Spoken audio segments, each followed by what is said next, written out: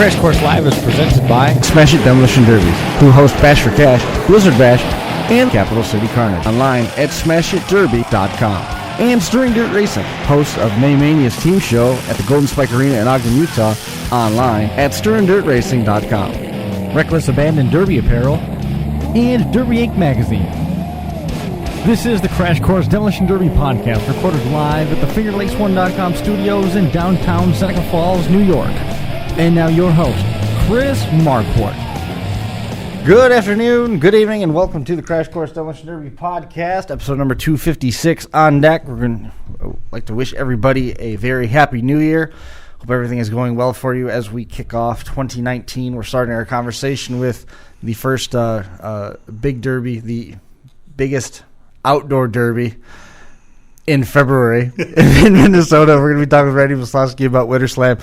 That'll be a good one. But before we jump into that, some of the Demolition Derby League standings are out. Nephi taking tops, and cool to see San Filippo Smash slipping in their fifth place. Yeah, we that one, the number one, kind of surprised some people. I think there might have been some people that got together in that county and did some voting, but hey, it's all good. That derby paid some good money to win, though. Yeah, they shelled it out. It's all good. No real big surprises. Congratulations to San Filippo. Definitely being recognized for what it is. I mean, that's a hell of a derby. That's a real accomplishment for Jeremy and the crew. So congratulations to those guys. Also, real quick, I didn't know if you saw it or not, but Dan Snyder from Bath, passed away. I did not see that. Dan and his brother Dougie were legends in the area. They did a lot of winning over the years. Kind of the first guys from New York to go out and travel and do some demoing across the country, and they ran some of the first dent shows. And apparently, Big Danny had been sick for about a year and just succumbed to cancer. So best wishes to all his friends and family down there in Bath.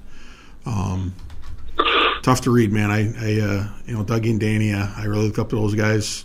When I was just getting into Derby and not knowing hardly anything, I just walked up to them in Canandaigua once and started asking them stuff about Mopars, and for whatever reason, they took a liking to me. And always any questions I had, they'd help me out. And good guys. So. And you got lucky. I did. Because if they didn't like you, yeah, it would have been bad. Think of the family and friends, and Snyder brothers are now derbying in heaven, I guess. Hopefully, they got a lot of shockers. There's another generation coming around. Yeah, we saw another generation of Snyders really kickstarting it down in Dan Jr. and Dougie's daughter. I can see her, Tasha. Yeah, Tasha Snyder. So they did just fine down there. They did. They had was there a shoemaker that was running with them too down there? Yep. Yeah. Can't remember his first name, unfortunately. Sorry. I want to say Dave, but I think I'm wrong. Yeah. I don't recall either, but it was an impressive run. Yeah. And if I remember right, one of them was a really, really nice color blue with chrome 68 on the side. That's little Danny, yep. Yeah, it was pretty familiar. Looked a lot like Big Dad's cars. Yep. But, I don't know if we're going to see a whole lot of shockers at WinterSLAM though this year. We've seen some Mopars up there back in the day. We've seen a few nice racers up there. There's been a handful of them, but they've never been in Victory Lane that I can recall. No. We've seen some Mad Dogs. Kenny Osno got a Mad Dog with a I think it was a Cordoba. Kenny Osno got? Yeah, he had a Cordoba once. The black and yellow one with the Blizzaks. Yep. And then Josh got an award there one time. Sam Bando's run very well with them, but otherwise, never been a winner. No, not yet. I think they might have won the truck show. I think you might have seen some Dodge Ram pickups win a truck show, but I'm trying to think back over all the wreckage that we've seen up there, and it's never a dull moment, never a bad show. Coming up, and correct me, Randy, where I'm wrong. February the 9th, 2019, a little over a month away. Is everything coming together? Yeah, actually it is.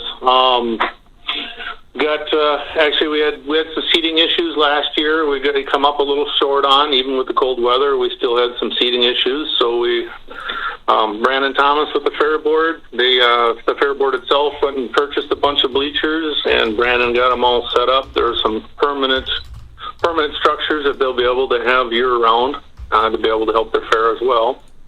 And I think we're, from the way Brandon talked, we should almost have seating on all four sides of the arena, other than what the entrance will be. So I think we got our seating stuff all taken care of. Still going to have the swap meet in the morning. Got a few clothes coming in for that, getting ready. Spoke with Jonathan Muse this morning. He is going to do runner-up hardest hitter $50 gift certificates in every class. Cool. And of course, we'll have Terry Evans with badass trophies for the hardest hitter, along with the cash that we provide as well. Very cool. What else we got going on here? After party. The same band that we've had here the last couple of years had a different booking, so we did have to change of band. And we've got Hicktown Mafia playing back there. What used to be the Best Western, they changed hands again. Oh, man. You've had no luck with that. It is now called the Norwood Inn. Luckily, though, when we left last year, we signed all the contracts, thanks to my wife pushing that, and went down and signed them. So we had everything in paper, so the transition wasn't quite so bad this year. But we'll see how things pan out. I think everything's going to go according to plan as last year. There is a couple of the employees that were still there from last year as well. So that's what the transition won't be any rougher. That's what the third time that place has changed hands while you've been working with them? I've lost track because several times 6 months later I've got to call back and I don't get the same person again. Sure.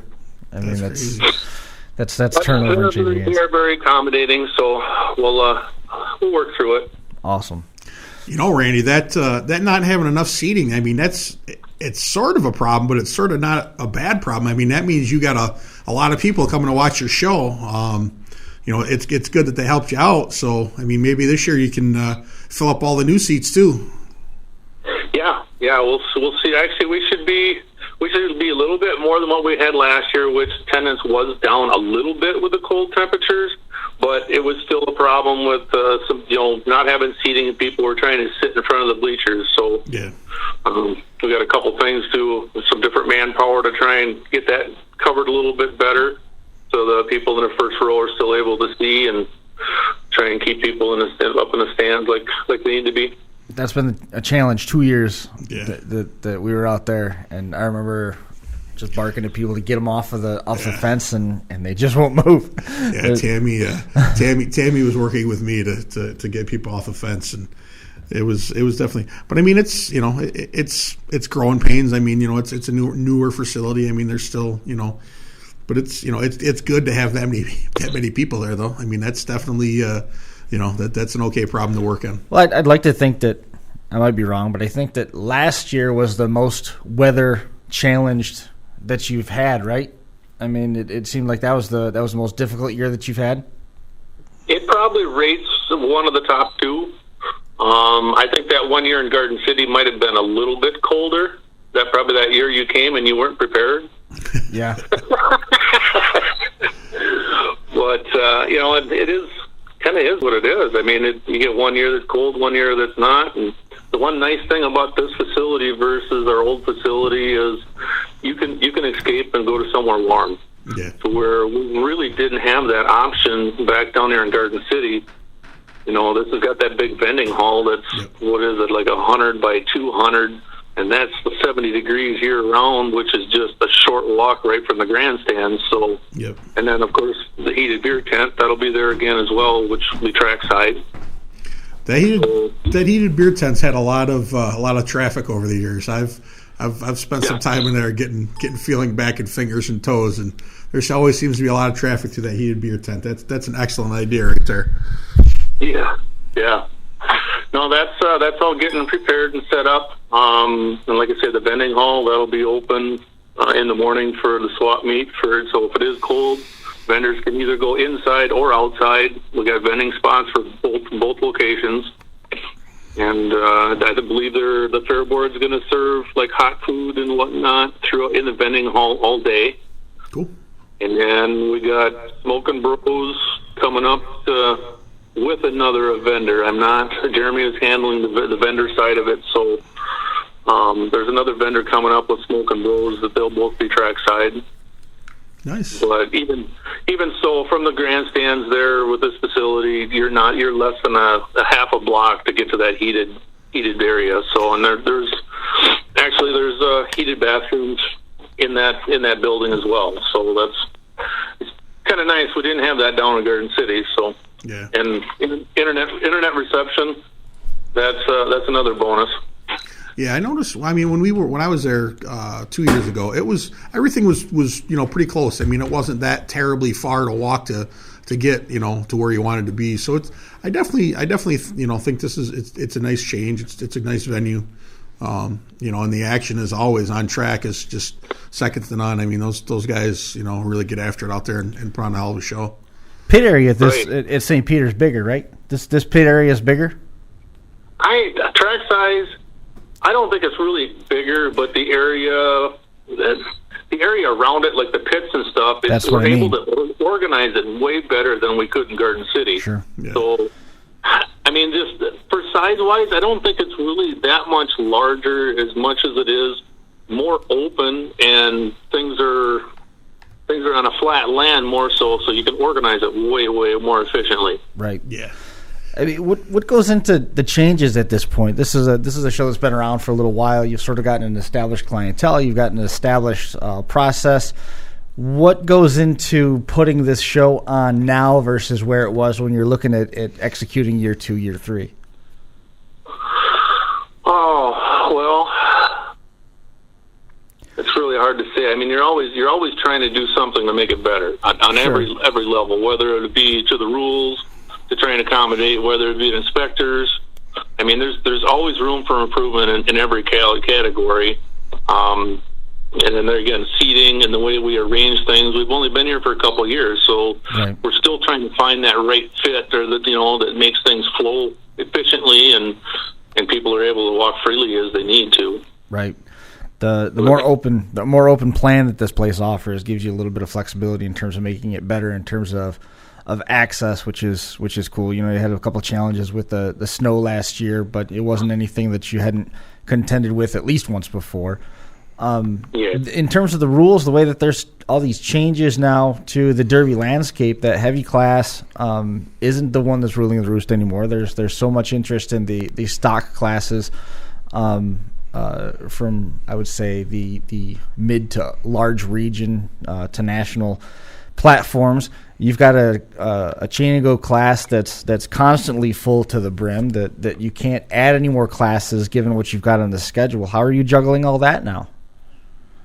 Well, kind of the same as before. The first one signed up obviously get in, and the rest can either go on a waiting list and such. But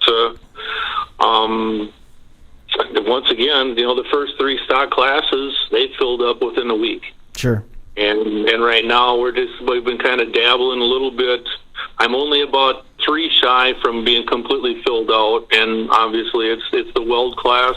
Right. That there's still 2 or 3 spots available there. And I'm pretty happy to be at that point, honestly. I mean, because trying to fill out that rapidly for a show like this, it's kind of nice. Now, how many shows do you do through the course of the year in addition to this one? I have 2 other county fair shows that I do. Mm-hmm. One is our small town, Mapleton. Mm-hmm. I host that one here, and that one is probably the biggest challenge I ever have because there is no facility. It's pretty much hosted in the middle of a hayfield. That's awesome. But it gets the standing room only every year. Right. I can never find enough seating for it, and I usually pull in 50 to 70 cars at that show, and that's supposed to be just a small town. Like I said, no facility. I got to haul in all the bleachers. We have to dig the whole entire track and build a moat, and then the fencing all around it, and all the fencing on the perimeter, and it takes a lot of security. And then when it's over, everything has to be leveled back to ground zero, and everything has to go back. And it is a large hurdle, and thankfully I have tons of volunteers that come in and help me with that, because that week of getting setting up, we do this all within like 4 to 5 days. Wow. It is a challenge, and usually, it's a lower ground to add to the mess, and we usually get rain. Of course. So, of course. This last year coming in with that show, we rained like 4 inches the night before, and I went down there, and it didn't look so bad. And then I went back down there 2 hours later, and the whole track was flooded, and my pits were flooded, and we had to completely revamp everything. And as far as where we're going to park people, because I couldn't utilize any of the pits whatsoever.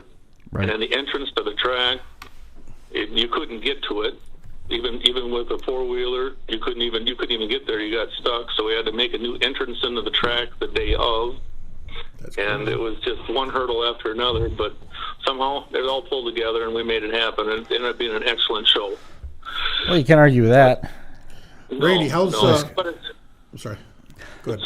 How many derbies? Added stress. How many derbies do you plan on running next year yourself? Not promoting, but actually competing in. This year, actually, I will probably be taming it down a little bit. I think I ran 4 cars last summer, but I just ventured into owning my own business here January 1st, and I have a feeling I'm going to be a little more tied down to where I probably won't be able to escape as much as I have in the past, and I'm making sure the business gets off the ground as it should. As much, but so there are still some plans. Yes, there are some plans. Just don't know where, don't know how, but we'll kind of work it through, and when the summer starts rolling around, I got a couple cars stripped that I can start to throw together if I need to, decide to go somewhere. This is how good of a promoter Randy is. Still got my Blizzard Bash car sitting yet. I'm trying to decide if I can mend that back together or not. It got hurt pretty bad. Yeah, I'd say so. So this is how skilled a promoter Randy is. Randy's already got Carson Dixon's longest tow award together, and he's already got this list of derbies in his pocket that he can hand Carson that he can go run the car at when it gets loaded for being overbuilt. Oh, that's funny. Randy, how's your winter been out there? Ours has been pretty timid. I mean, you guys getting any snow or anything, or has it been not bad? It has not been bad at all. Right now, we were actually in the 40s last week, so any little bit of snow, which is only a couple inches, is pretty much gone. You got snow banks here and there, but we've had a couple big storms that were supposed to be 12 and 14-inch snow storms, but they never developed. They just turned to rain or went around us. So as of now, there isn't even anything we got to do for snow removal, but we got a month to go, so I'm sure there still will be. Yeah. In Mapleton, 40 degrees is swimming pool weather. Oh, absolutely. And if it's 40 for the day of WinterSLAM, there'll be guys in shorts. It's going to be beautiful.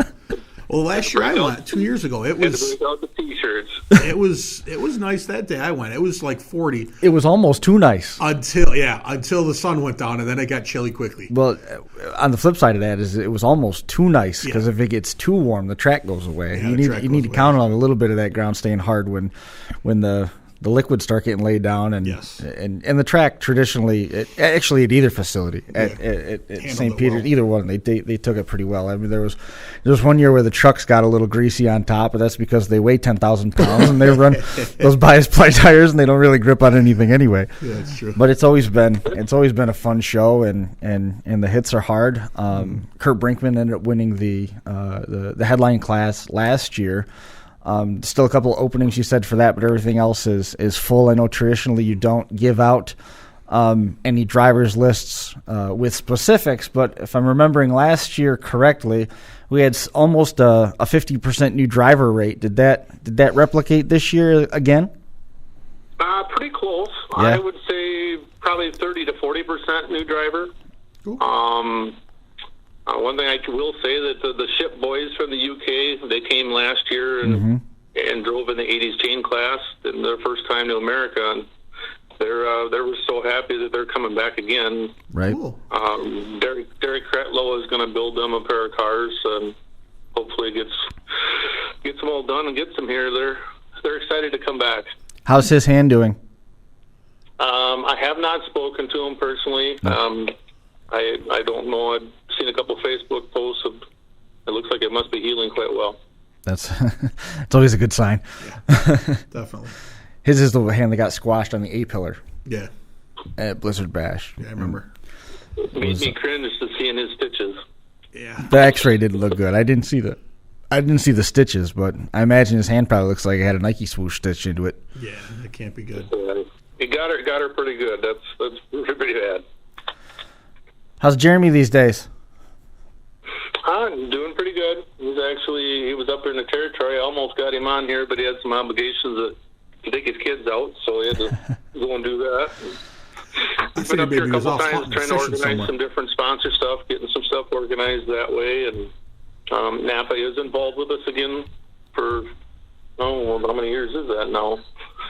6? They're still with us, and I believe they're going to have, just like they had, they're going to have the parts shuttle. They'll be able to deliver parts right out on the fairgrounds in case, I should say not in case, when something happens coming to and from tech. Inevitably, there's always something that happens with that cold weather compared versus summer. You do have more breakdowns. Was it Chris Lancaster that needed a starter? Yeah, the year he put the 500 cuber in his T-Bird. Yeah. Burned up a starter trying to start it. Yeah, that's when I said, "Hey, that was one of them 5 below years, and it was pretty rough on even the high compression motors and the big blocks. They turned a little slow." Did you see the picture of the wagon that Chris just brought home? No, it was like an Edsel wagon. Oh yeah, yeah. It'd be cool to see him take something like that to Capital City Carnage. I would enjoy that. Yeah, that would be awesome. Yeah, that would be cool. Looked like 2 old Fords, or I say Edsel wagon. It looked like a Edsel wagon. It might have been a Ford or something of the era, but both nice looking older vehicles. I had a message into Jared Ryan to see if he was planning on running. We've seen him perform very well up there at WinterSLAM. But I have not yet heard back from him either. There's a couple other drivers that I'd put some feelers out to find out what their plans were. Everybody thus far playing it pretty close to the vest. Close to the vest, yeah. I mean, in time, we're going to know.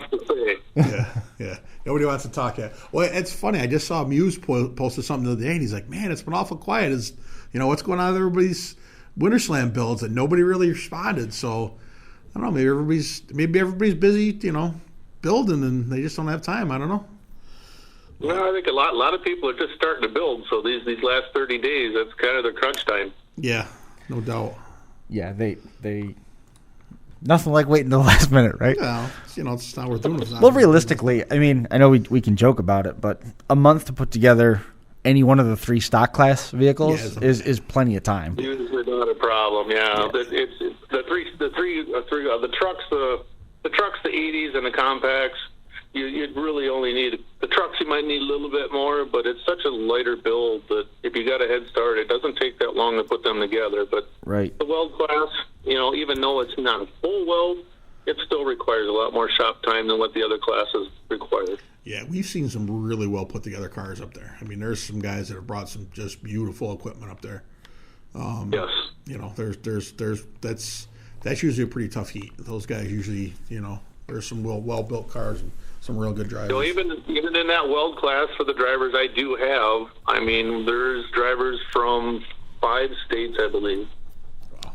And overall, between all the classes, we're dealing with 8 states and then the London boys. That's cool. Right. Very cool. And that's generally what you've been seeing so far, right? Have you ever sat down and looked at all the entry lists from across all the years and seen how many different states total were represented?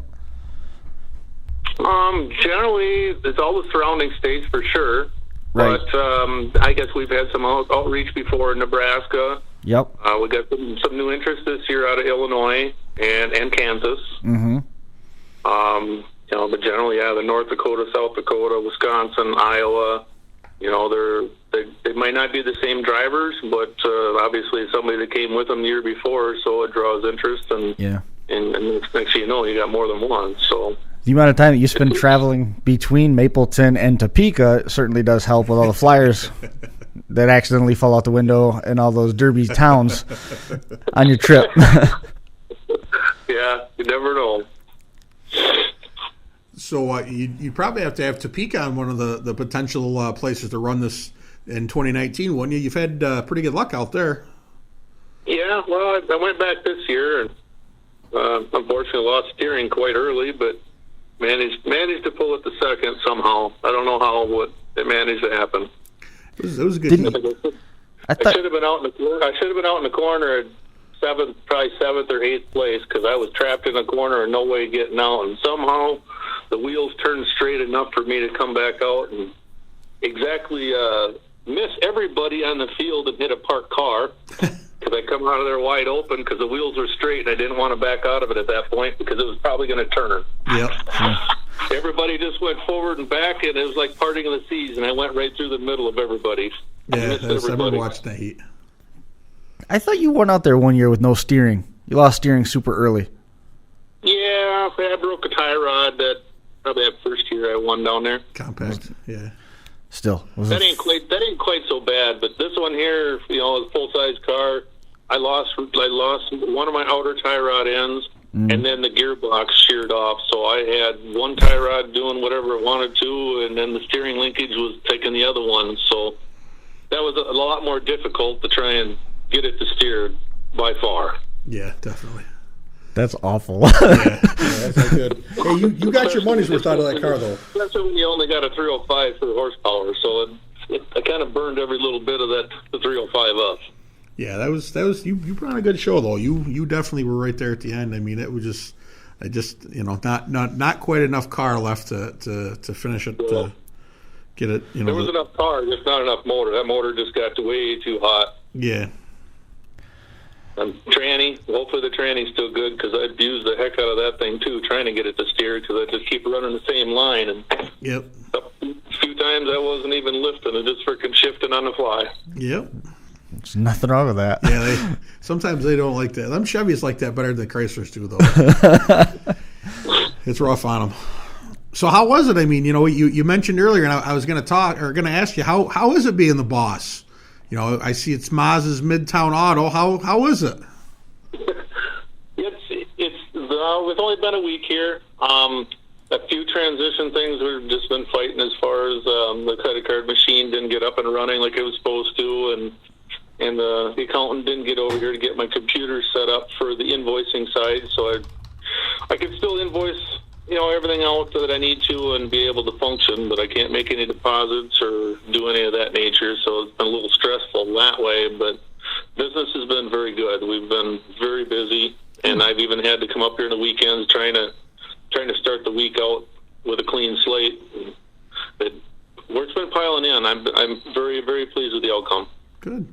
Hey, you're the boss now. That means you don't have to turn wrenches anymore. You just sit in the office with your feet up and relax.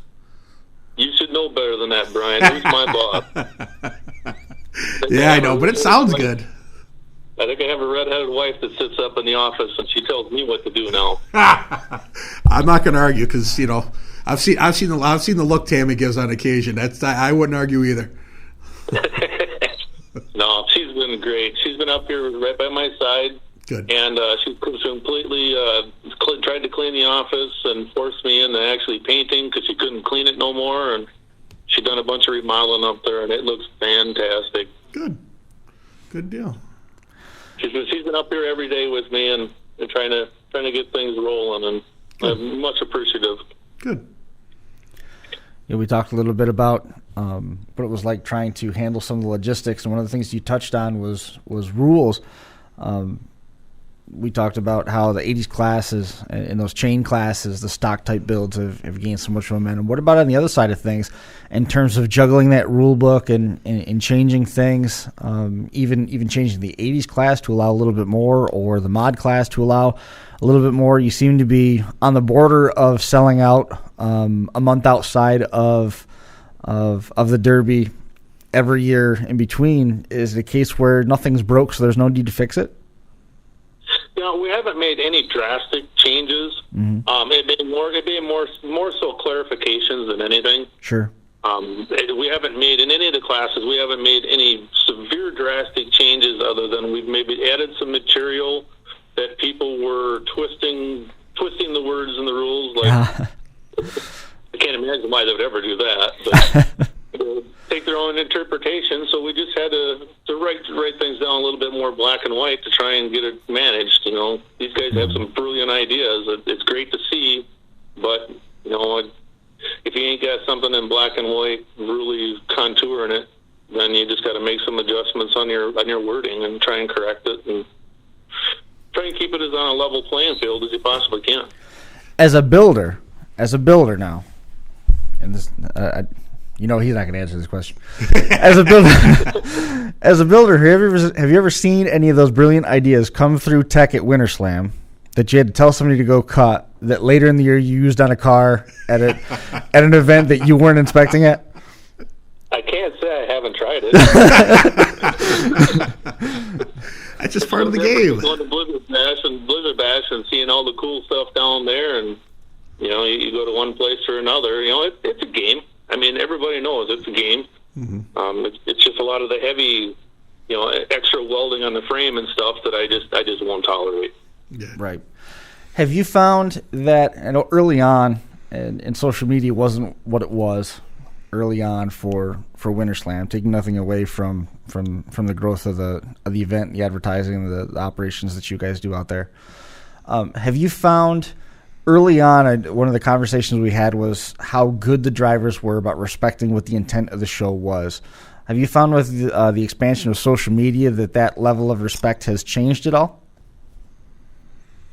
Maybe a percentage. I wouldn't say it's a great percentage.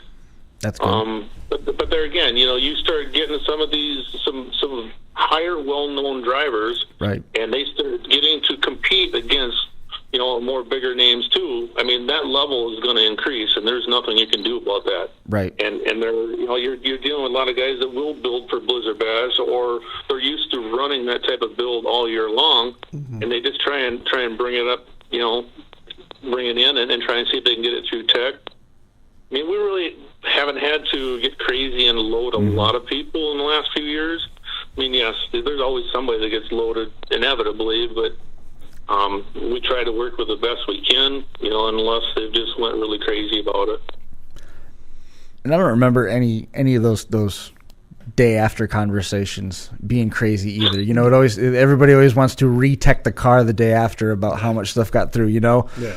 And we've never really come across that. And it's good to hear that's sustained, because that was one of the charms of WinterSLAM is it just was a bunch of buddies that all ran against each other all summer. They got together in the dead of freaking winter to have a derby. Run again.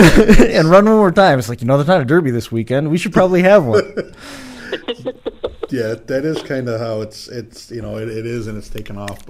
But the bigger the show got and the more attention this got, I mean, I think you're pretty hard pressed at this point to go any place in the country and not know what WinterSLAM is. You're hard pressed to find people that county fair level maybe, but I think staying on that traveling even on a regional scale, mm-hmm. which is doesn't have as wide of a footprint wherever you go, they still know about what WinterSLAM is and what the process is all about. So to have the expansion like that and not lose that real respect is cool. It kind of stays true to what the roots are.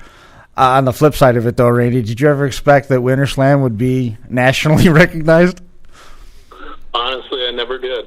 No, I don't think Jeremy did either. I mean, we like to have seen it grow a state or two so we could draw enough attendance to make it worthwhile to get it off the ground. Sure. But it's definitely shown. The respect has been shown way more than we ever anticipated.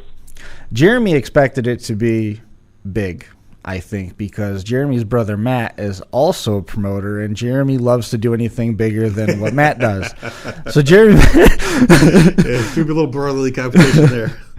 You remember we were hanging out at it was the Best Western. I missed what it was now, and their mom was there too. Yeah. That was one of the best. That was cool. Just sit back and listen. Yeah, that was fun. That was a good night.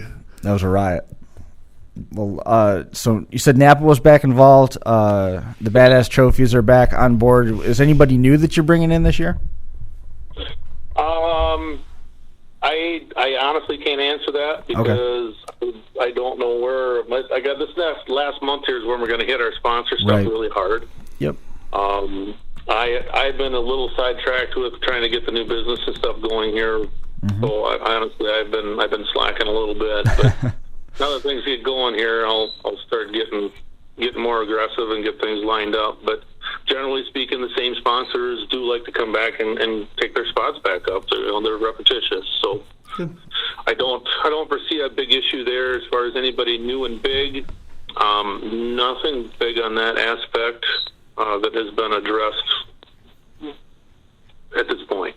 Good. Well, that's can't argue with that right there. Nope. I mean, it's just getting more. It's getting bigger and bigger. Absolutely. But with the sounds of things, it's getting a little bit easier to put together too. That when you've got sponsors that are just let me know what weekend it is and when you need to check by. That's a pretty nice. Sorry, that's a pretty nice problem to have for a promoter when you're coupling that with, man, we just don't have enough places to seat all the people that come. and we got to go to a lottery to figure out who's going to be able to compete. Yeah, that's definitely all good things to have. Was there a lot of pressure again this year, as there has in the past, to try to add one more class of the stock division? There's just no way. I understand. There's no way. We've hashed that out a bunch of different times. Was there the pressure again?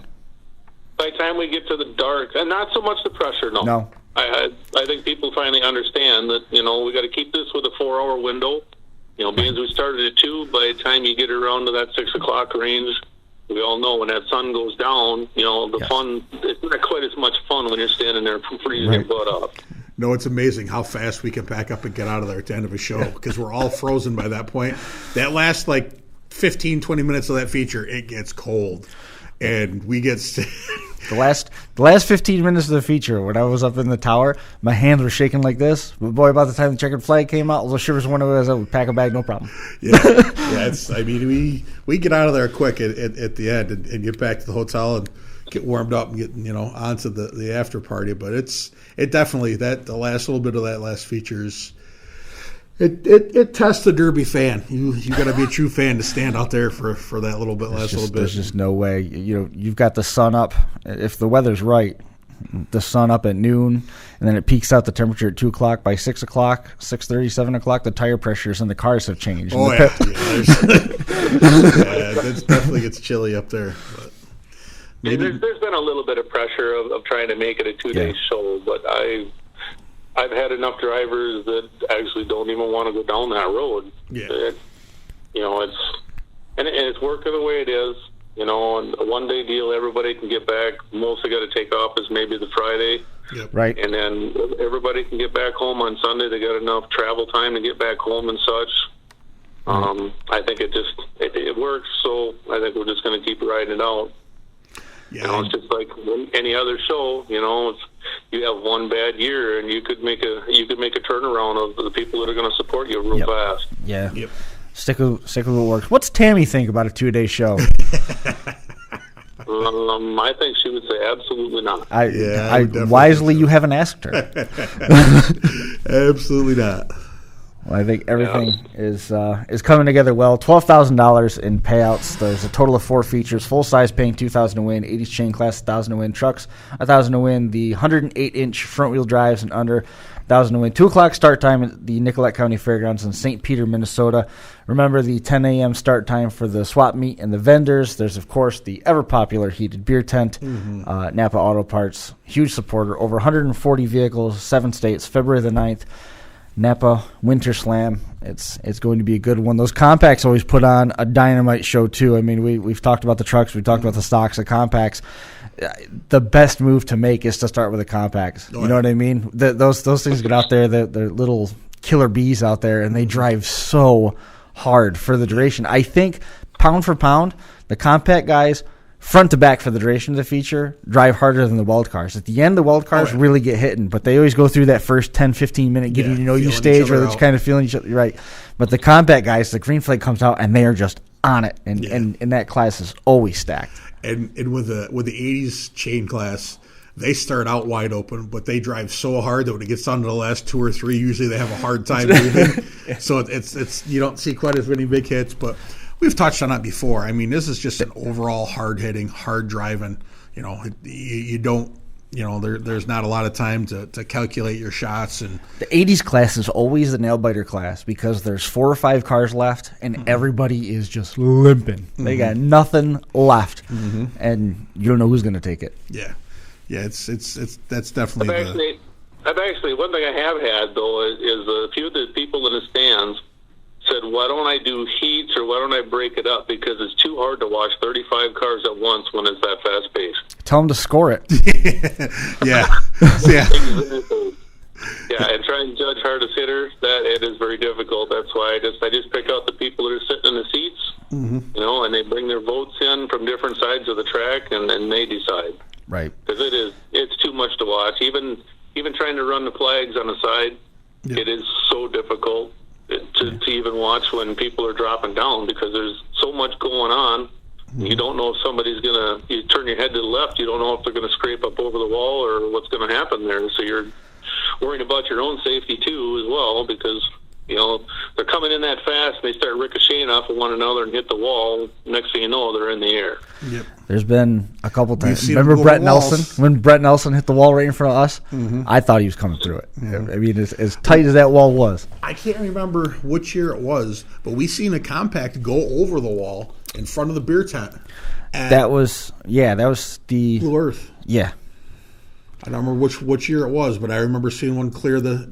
I think it was the first year. First or second. He jumped the berm, air balloon. Yep. Blue Lumina. It was one of those freight train things. Same thing happened at Wheel Days a couple years ago, and they landed in the bucket of the excavator. Same thing happened at help me, Cuba. Remember when they stood up? Yes. That team heat that they had there. That was. Did you get that on tape? I did. I've got that. Yep. Demi Sipple was helping out that day. She and her dad were on a camera right in front of that when it happened. We had an in-car camera on one of them. I don't remember who. Yeah. But, I mean, that was, Jesus, you're going back. That had to be 2012. 2013, something like that. No, farther than that. Can't be that much farther. Maybe 2012.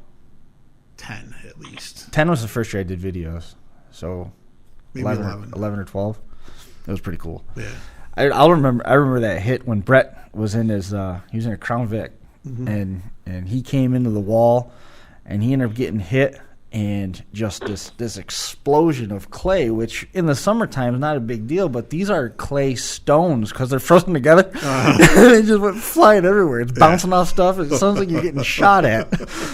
Yeah, it's crazy. The other issue is the ethylene glycol. I mean, you're not running water. You have to run coolant or antifreeze in order for the motors to stay together and handle the cold temperatures of the travels and stuff. And when that stuff steams up and boils, it makes a very thick fog. It doesn't just wisp off in steam, which that makes it a little bit harder to see through. But I don't see how you would be able to do heats with the turnout that you've got. You're looking at doing three heats of 12, 3 heats of 15, something like that. It's just so many cars to get through that you're still going to be pushed up against that time issue. Yeah, definitely. Oh, there's no way you could do it. I mean, there just isn't. Not without more time in a day or a second day. It's just impossible. I wouldn't mess with it. I wouldn't mess with it at all. 35 compacts out there at one time with a track that size is a lot of fun to watch, even if it's only for the first few minutes. Yeah. That first 10 minutes with the last is crazy. But yeah, one thing nice too is Brandon got out there as soon as all the fair stuff was done. Brandon Thomas got out there and got that track all scraped level and got all this little debris off it.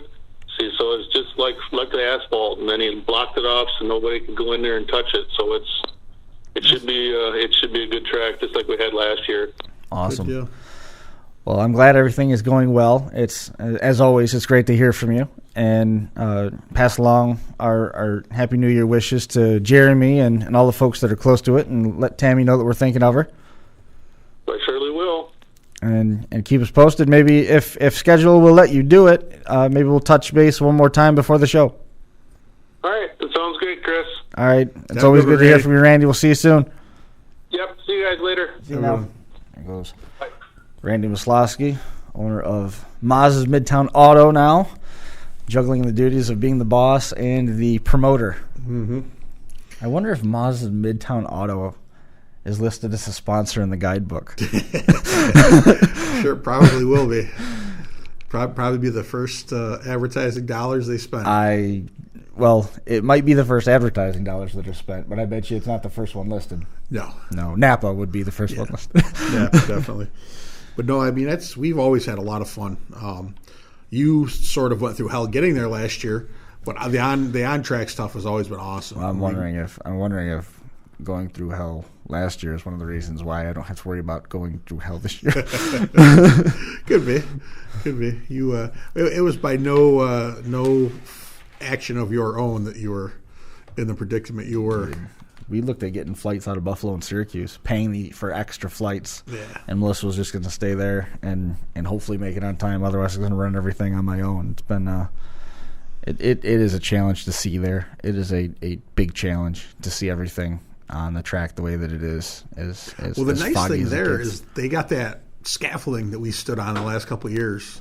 Yeah, but I mean, we're in that case we're spoiled. You know what I mean? We get to see, and it's still a challenge to see across the track to score stuff and try and keep track of that. You talk about what is in the immediate vicinity of 10 feet from the wall in front of you, and beyond that, I can't see it. Who cares? And then you yell at fans. But always a good show. Always have a great time up there. After parties always really fun. Be interesting. Be an interesting show. Yeah, last year's WinterSLAM experience, not on Randy's side with the snowstorm and trying to get to Minnesota, was a premonition for how 2018 was going to go as a whole. Yeah, it's one of those things where it's like it's like a hitter. It was almost like an omen in baseball. Yeah, it's like so. For some reason, I struck out there. That's not typical. Well, wow. This whole day went bad, and then it just snowballed from there to the point where it's like I don't even want to go up to the plate anymore. You know, It's and now you're back in swinging away, man, aiming for the fence. Yeah. I mean, it was nice having a little bit of time off of school, and it let me get caught up on artwork. I think I did 7 or 8 race cars. I did a bunch of roof signs, did some door wrap stuff. Got caught up on that a little bit. I had a couple messages today about. Well, people looking for artwork and stuff like that. Still trying to catch up with some people from last year. So if you're ignoring my text messages, I know you're ignoring them. But I mean, we've got some big art projects that were delivered from back in July that people just aren't even responding to, which is it's a problem because if it leaves my house. You paid for it. I had to pay for it, you know, and I try to work with everybody. I try not to be the jerk that says you got to pay for everything up front, and everybody's like, "Oh, you have to." It's like you got to be in. Why don't you get in my situation? You got somebody that you know, or somebody that needs something that's trying to get it for a derby, or they're short on it right now, and they're trying to do something, and you know you're trying to help them out and give back to the sport that's been good to you, and then you turn around and get it stuck in your ear. You know, it's a little problematic at times, but. Yeah, I mean, the artwork stuff it's all still there. It's all still there. And yes, you know, Robert Hartman asked me today, he goes, so where do I go to order stuff? You got to go through me. All the website stuff's down just because it was becoming too expensive to keep up. So all that stuff's down.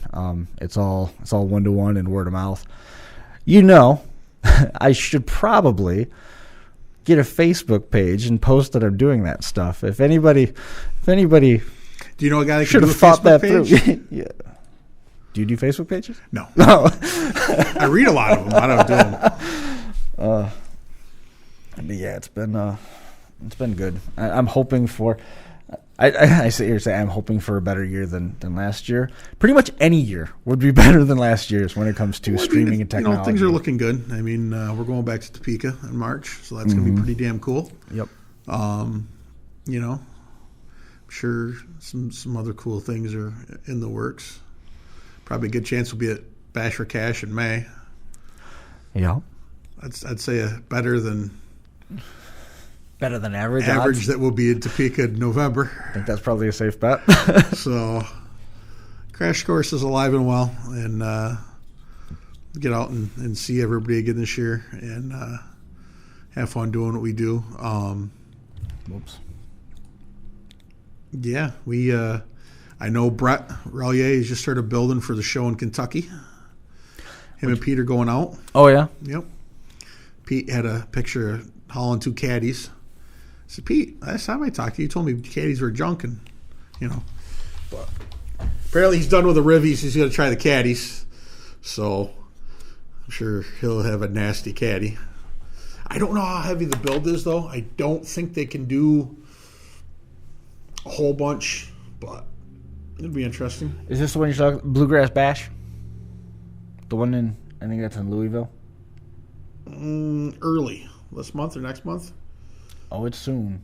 It's now, of course, it's locked up. No, it's not. It's later than I thought. That's in March. I'm not sure. Hang on. We have this debate. You would think at some point we would look it up, right? What's the early one I'm thinking of? I don't know.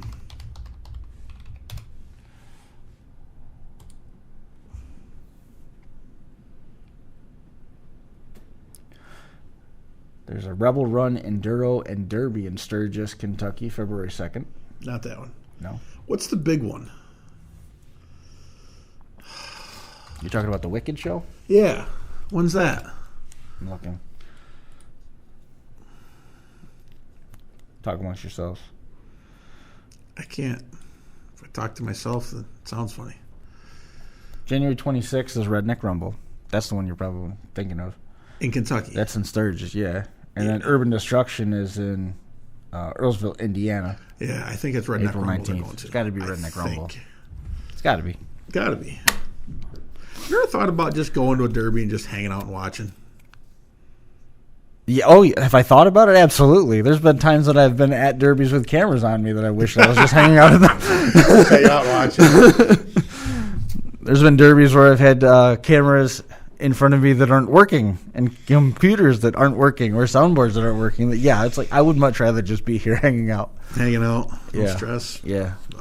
I don't know why it is, but I continue to get the Freedom Hall March Derby and the Wicked Indoor Derby and the Sturgis Redneck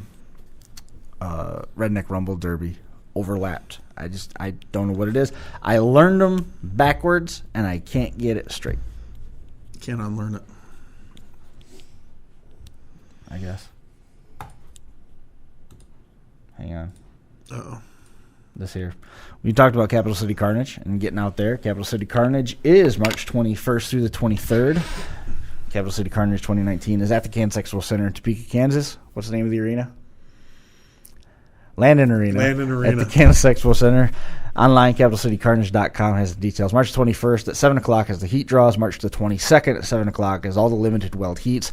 March the 23rd is part of the Twin Bill. 10 o'clock start time for the limited weld consolation rounds, the compact, and the first group of extreme class two-man cars have 2 flights again this year. 7 o'clock start time for the 10,000 win limited weld feature, the modifieds, and that second extreme two-man class on the card at 7 o'clock as well. Anything good over there? Just checking in. Yeah. Letting Crystal know that you're still at the podcast at 6:53. No, somebody would set the name of the derby that I was trying to come up with. Oh, that was good. Was it Pete? No, it wasn't Pete. Yep. Pete's probably taking the pallets of welding wire and stacking them away in the garage. You think he's going to go through that much putting that car together? I don't know about that much, but rumor has it Pete Hansen enjoys welding. He does like it. Stuff doesn't, come apart real easy. Have you got plans for where you're going to drive next year? You've got a Suicide that if you ever take ownership of, you'll have the chance to drive that someplace. Yeah, I got that. And the Roadrunner's all done and gone, right? Yeah, that went to the scrapyard. Yeah, that's gone. 4,200 pounds. Really? That thing full of. Really? Yeah. Did you stand that in the back bumper and fill it full of? Just about. Honestly, I don't know. Brett Relier talked about having a show, and I was talking about going to that. I don't know if that's been officially carved in stone yet. I'd like to go to Jeremy Gully's Mini Meltdown. Yeah. But I have to build something because the way I have my bumper on the front of the Cadillac, I can't run it there. Right. So there's always Waterloo. But I don't know. We'll see what happens. Looking for a graphics guy. I'm probably going to have some stickers and maybe a sign made this year if you know anybody. Sure. I'm in. What do you want? How about you just tell me the colors? I'll take it from there. I'll have to talk to my kid about the colors. Yeah, I know. give you a list of names. You don't want anything flashy that stands out. Not usually. The last one was pretty easy, black with gray on it. Except that when Steve printed the letters for the car, they came out green. At least my sign's right, though. Steve's probably been concussed a time or two. Oh, yeah. Yeah. It happens. Mm-hmm. How about you, Chris Marquardt? Anything new in the works you want to talk about on air? No. Okay. Well, let's call it a night. We get home and get ready to watch Alabama win their 32nd national title. Did I hear that right? They've been 5 of the last 7? Or that these two teams have accounted for? 4 of the last 5 they've been in finals against each other or something like that. Something just ludicrous. Yeah. My prediction is 31-23. Someday we're going to look back on this time, and we're going to watch a bunch of national championships get taken away because of wrongful recruiting practices or something. The funny thing is knock on wood, I don't know if I remember games and national championships being taken away in football. I do in basketball. Didn't USC lose a bunch? Reggie Bush lost his Heisman, and didn't they lose a bunch of wins and stuff? I don't know if it was national championships, but I thought that. I don't think they were a national championship. I don't think Reggie lost his Heisman. No? I don't think it took it away from him.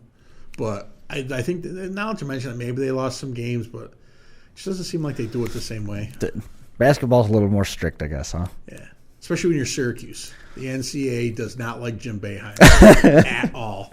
They investigated him for 33 years and finally found something on one kid. So well, that's good. I mean, that's what you need to throw. And then they tried to drop the death knell on him.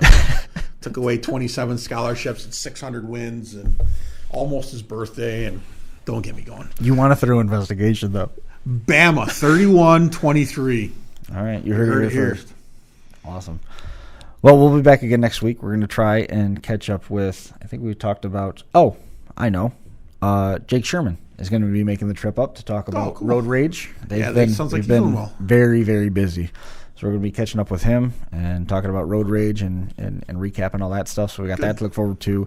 Tim Clark waiting in the wings. At some point, I'm hoping that Josh will be able to get free from his job to get up here so that we can recap all the stuff that's going on Spinning Wheels. I got a bunch of stuff. I don't want to go into it if we were going to have them here. Mm-hmm. You know what I mean? I'm not ignoring anything. I'd like to get them here so we can recap all of it with their voice involved with it, besides just rereading their press releases and their Facebook pages. I know Jeremy would gladly do a phone interview, but I've been trying to get Josh and everybody up here together at one time. So that's waiting in the wings. That is coming, and I think we're about 5 months away from Mini Meltdown.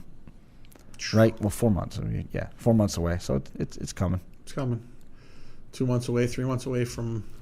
2 months away from. February, March, 2 months away from Capital City. Yeah. Awesome. A little over 2 months, yep. That'd be great. Can't wait. Season is upon us. Season is upon us. We'll check in with you again, like I said, next week with Jake Sherman, and we'll do it all again on episode number 257. But that being said, 256 is in the books. We appreciate everybody tuning in and watching. And be sure to hit the like button and subscribe, follow along. If you don't like it, I guess just turn the channel. Hit stop. We'll see everybody later. Thanks.